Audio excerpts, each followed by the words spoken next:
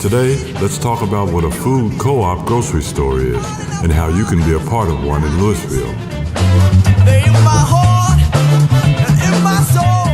Traditional grocery stores, which are typically owned by large corporations, look at very specific statistics when evaluating a neighborhood.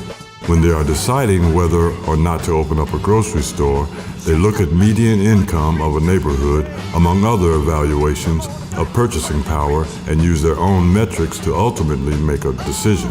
Unfortunately, for many communities, these conventional methods of evaluating an area leave neighborhoods without any reasonable close grocery options.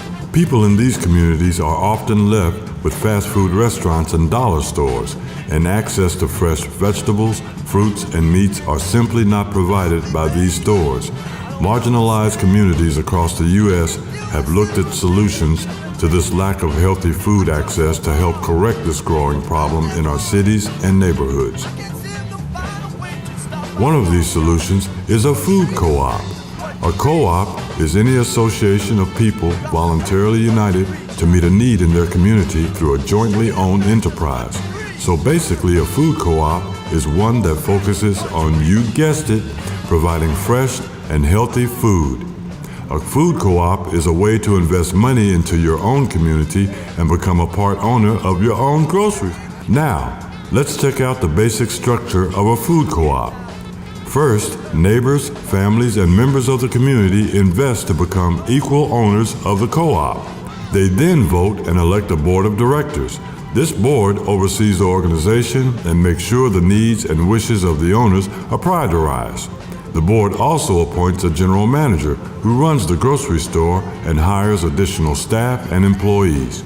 The board can also control what is being sold, what discounts are available to members, and the prices of the items to ensure that the cooperative is being true to what the community needs and can afford.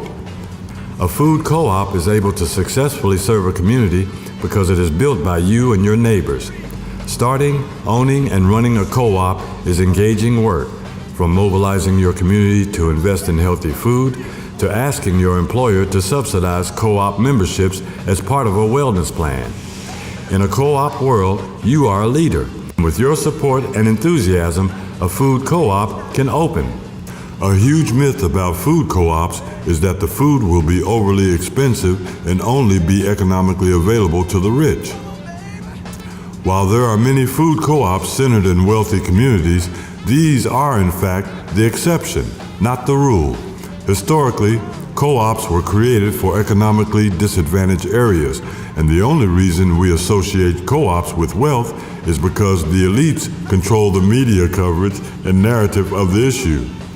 There are many food co-ops that have been very successful in mixed-income communities. Cooperatives compel people to drive change in their own communities. This positive action will challenge the distorted image the 9th Street divide has forced upon West Louisville.